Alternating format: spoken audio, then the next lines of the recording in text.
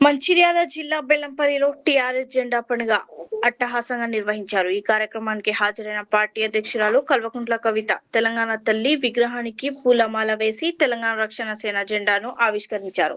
ఈ సందర్భంగా మాట్లాడిన ఆమె కాంగ్రెస్ ప్రభుత్వం ఎన్నికల హామీలను అమలు చేయడంలో విఫలమైందని విమర్శించారు. ఉచిత విద్యా, వైద్యం, యువతకు రుణాలు, రైతులకు ప్రత్యేక సేవలు అందించడమే తమ లక్ష్యమని పేర్కొన్నారు. బెల్లంపల్లి ఎమ్మెల్యే స్థానాన్ని టీఆర్ఎస్ గెలుచుకుంటుందని కవిత ధీమా వ్యక్తం చేశారు. మరి బెల్లంపల్లి కోర్టు రోడ్ మీద పెద్ద ఎత్తున మా యువ మిత్రులందరూ కూడా ర్యాలీతోని స్వాగతం పలికి మా ఆడబిడ్డలందరూ కూడా మరి పెద్ద ఎత్తున తెలంగాణ తల్లి దగ్గర పూలమాల వేసుకొని వారితో కలిసి నడిచి వచ్చి ఇవాళ తెలంగాణ రక్షణ సేన జెండాను ఆవిష్కరించుకోవడం అంటే చాలా గర్వంగా అనిపిస్తూ ఉన్నది. బెల్లంపల్లి ప్రజల యొక్క ఆశీస్సులను వినమ్రంగా చేతులు జోడించి మీ అందరి ఆశీస్సులను టీఆర్ఎస్ కి కోరుకుంటా ఉన్నాను. ఇవాళ మనం బెల్లంపల్లిలో చూస్తే ఎలక్షన్ అయిన తర్వాత నుంచి ఎమ్మెల్యే గారు 2 నెలలకు ఒకసారి తప్పితే దర్శనమిచ్చే పరిస్థితి లేదు. మేము రాంగ తొవ్వల రోడ్లు చూసుకుంటూ వస్తే కోర్టు రోడ్డు పరిస్థితి చాలా అధ్వానంగా ఉంది. మరి ఇంత అధ్వానంగా ఉన్న కాంగ్రెస్ గవర్నమెంట్ వచ్చి 30 నెలలైనా మా ఆడబిడ్డలకు ఇస్తామన్న 2500 ఇవ్వలేదు, మా ముసలవ్వలకు పెంచుతామన్న పెన్షన్ పెంచలేదు, మా వికలాంగులకు పెంచుతామన్న పెన్షన్ పెంచలేదు. రైతన్నల యొక్క వడ్లు పంట వండినాక నెలల తరబడి కల్లాలన్నా కూడా పట్టించుకునేటటువంటి నాదులు లేరు. మరి ఇటువంటి కర్కోటకపు కాంగ్రెస్ ప్రభుత్వం నడుస్తూ ఉంది కాబట్టి ఖచ్చితంగా మన ఇంటి పార్టీ, తెలంగాణ ప్రాంత అస్తిత్వాన్ని పరిరక్షించేటటువంటి పార్టీ, తెలంగాణ యువతీ యువకుల పక్షాన నిలబడే పార్టీ, తెలంగాణ ఉద్యమకారుల పక్షాన నిలబడే పార్టీ తెలంగాణ రక్షణ సేనగా మీ ముందుకొచ్చింది. ఇవాళ బెల్లంపల్లిలో మొదటి జెండా ఎగిరేసినాం.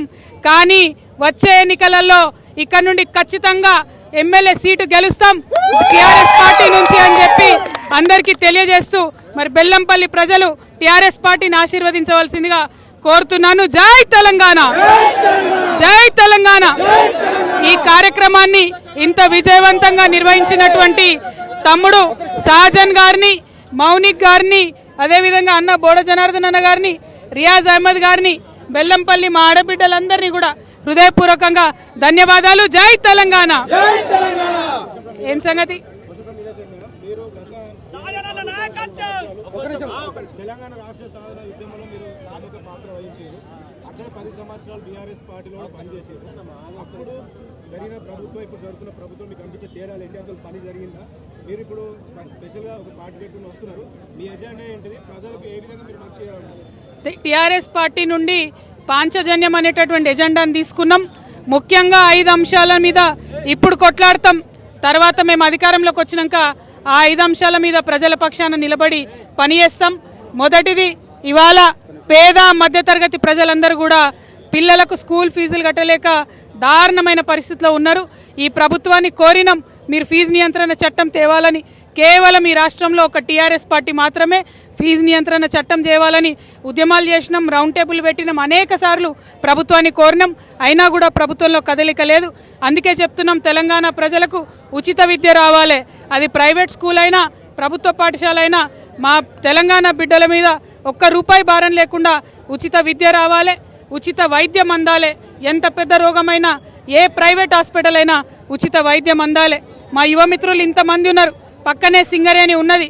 ఏ ఒక్కరికి కూడా ₹1 ఇచ్చి ఏ ప్రభుత్వాలు కూడా పరిశ్రమ పెట్టుకోమని అడగలేదు. టీఆర్ఎస్ పార్టీ వచ్చిన తర్వాత 2 లక్షల నుంచి 20 కోట్ల వరకు కూడా యువ మిత్రులందరికీ లోన్లు ఇచ్చి మీరు పరిశ్రమలు పెట్టుకునేలాగా చేస్తాం. ఉద్యోగాల కోసం ప్రయత్నం చేస్తాం. అదేవిధంగా ఇలా రైతన్నలు చాలామంది ఉన్నారు బెల్లంపల్లి ప్రాంతంలో. వడ్లు కల్లాల నుంచి పోకపోతే ఎక్కడ అడిగినా ఎవరు చెప్పే నాదుడు లేదు. కానీ టీఆర్ఎస్ పార్టీ అధికారంలోకి వచ్చినాక ప్రతి ఆఫీస్లో సపరేట్ బల్లా కుర్చీ వేసి రైతుల కౌంటర్ పెడతాం.